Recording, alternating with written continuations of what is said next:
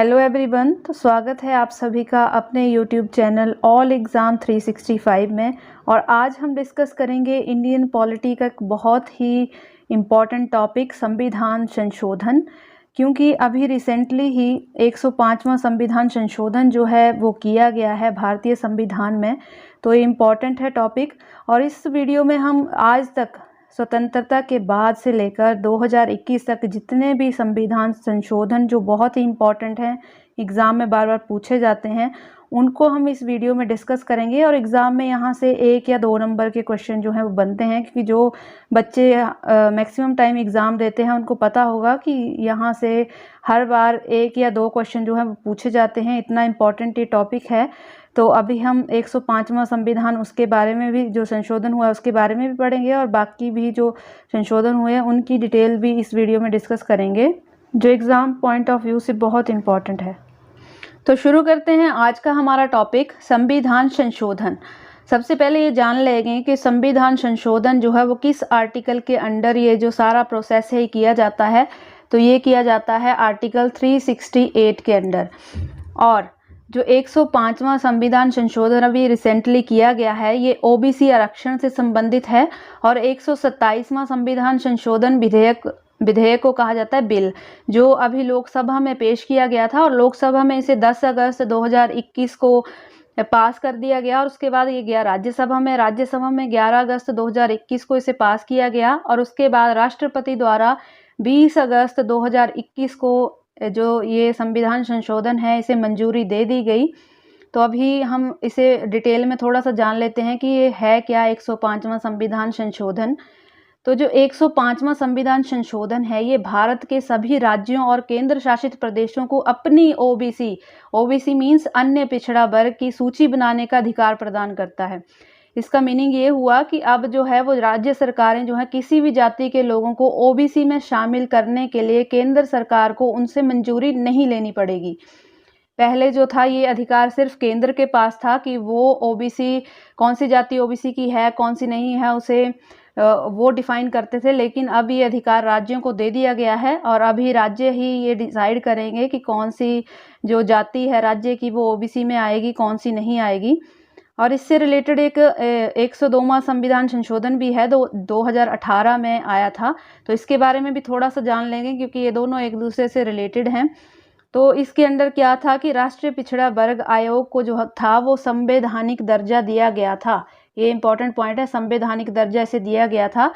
यह केंद्र को सामाजिक और आर्थिक आधार पर किसी पिछड़ी जाति की पहचान करने और उसे पिछड़ा घोषित करने का अधिकार जो था इस आयोग के पास था। तो ये आयोग जो था अपनी रिपोर्ट सरकार को सौंपता था, और उसके बाद जो सेंट्रल गवर्नमेंट है हमारी वो तय करती थी कि कोई जाति पिछड़ी हुई है या नहीं है।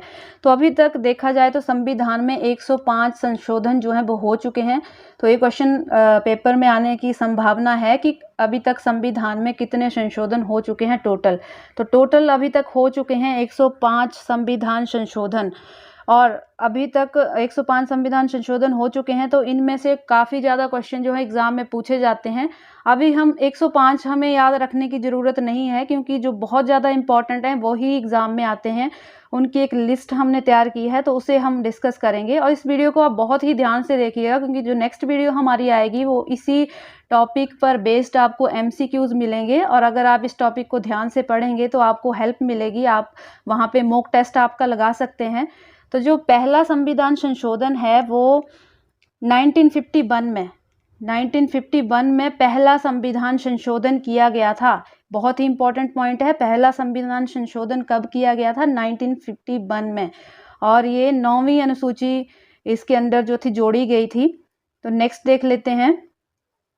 नेक्स्ट है 10वां संविधान संशोधन, जो 1961 में किया गया था। और इसमें क्या किया गया था? दादर नगर हवेली जो यूनियन टेरिटरी है उसको भारतीय संघ में जोड़ा गया था। नेक्स्ट है आपका 12th संविधान संशोधन 12वां, वो आया था 1962 में। और इसमें गोवा, दमन और दीव को भारतीय संघ में शामिल किया गया था। बहुत ही इम्पॉर्टेंट ये आर्टिकल्स हैं, और हर बार एग्ज़ाम में यहाँ से एक ना एक क्वेश्चन यहाँ से बनता ही है। और तो बहुत ही ध्यान से आप लोग इन जो आर्टिकल ये दिए हुए हैं इनको पढ़ेंगे, जो संशोधन आज तक हमारे भारतीय संविधान में किए गए हैं। नेक्स्ट है आपका 14th संविधान संशोधन जो 1962 में ही किया गया था। तो इसमें पौंडीचेरी को भारतीय संघ में जो है वो शामिल किया गया था। नेक्स्ट बहुत ज़्यादा इंपॉर्टेंट है और ये कई बार एग्जाम में आ चुका है, 21st संविधान संशोधन 1967। इसके अंडर जो है सिंधी भाषा को 8वीं अनुसूची में शामिल किया गया। 8वीं अनुसूची हमारी भाषाओं से संबंधित है, ये पॉइंट भी याद रखेंगे। नेक्स्ट है 31st संविधान संशोधन 1972। तो यहाँ पर क्या किया गया था, लोकसभा की सीटों की जो संख्या है उसे 525 से बढ़ाकर 545 कर दिया गया था। तो इम्पोर्टेंट पॉइंट है। नेक्स्ट है आपका 42nd जो संविधान संशोधन हुआ था, मोस्ट इम्पॉर्टेंट है ये वाला, मोस्ट इम्पॉर्टेंट, इसको आप नोट डाउन कर लेंगे क्योंकि ये मैक्सिमम टाइम क्वेश्चन में पूछा जाता है और इसे जो है मिनी कॉन्स्टिट्यूशन के नाम से भी जाना जाता है। तो आप सोच सकते हैं कितना इंपॉर्टेंट ये एग्जाम पॉइंट ऑफ व्यू से होगा। तो इसमें क्या किया गया था, आपकी जो प्रस्तावना है हमारे भारतीय संविधान की, उसमें समाजवादी, धर्मनिरपेक्ष, अखंडता जैसे 3 शब्दों को जोड़ा गया था। और जो पार्ट 4 है हमारे संविधान का, उसमें भाग 4A में मूल कर्तव्य भारतीय संविधान में जोड़े गए थे। बहुत ही इंपॉर्टेंट ये पॉइंट है, मूल कर्तव्य भारतीय संविधान में कब जोड़े गए थे, 1976 में। और कौन सा संविधान संशोधन ये हुआ था, तो 42nd ये संविधान संशोधन था। नेक्स्ट करते हैं, नेक्स्ट है हमारा 44th संविधान संशोधन, ये भी बहुत इंपॉर्टेंट है। इसमें क्या हुआ था कि आंतरिक अशांति शब्द को जो था बदल कर सशस्त्र विद्रोह कर दिया गया था, क्योंकि आंतरिक अशांति के मीनिंग बहुत ज़्यादा लिए जाते थे। जैसे कोई मान लो 2 बंदे आपस में लड़ रहे हैं तो वो भी अशांति मानी जाती थी, लेकिन उसके बाद ये जो शब्द है इसे हटाकर यहाँ पर सशस्त्र विद्रोह कर दिया गया। और ये जो है वो नेशनल इमरजेंसी 352 से संबंधित है। नेशनल इमरजेंसी हमारी आती है 352 के अंडर, तो इससे ये संबंधित है। और यहाँ इसी आर्टिकल का जो संशोधन हुआ था उसमें संपत्ति के अधिकार को मौलिक अधिकार से हटाकर इसे एक कानूनी अधिकार बना दिया गया था। ये भी बहुत इंपॉर्टेंट पॉइंट है। जो संपत्ति का अधिकार है इसे मौलिक अधिकारों की सूची से हटाकर कानूनी अधिकार में शामिल कर दिया गया था। तो इस पॉइंट को भी याद रखेंगे।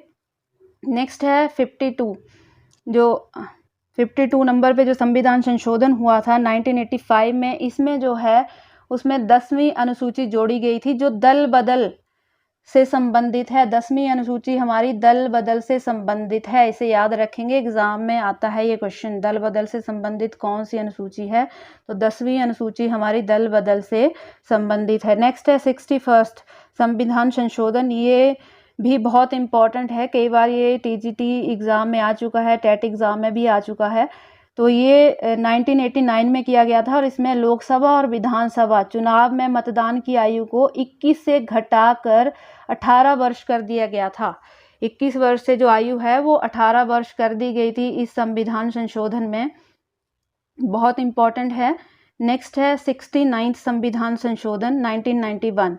इसमें केंद्र शासित राज्य दिल्ली को राष्ट्रीय राजधानी घोषित कर दिया गया था, यानी कि यूनियन टेरिटरी जो दिल्ली है उसको एनसीआर कब घोषित किया गया था, 1991।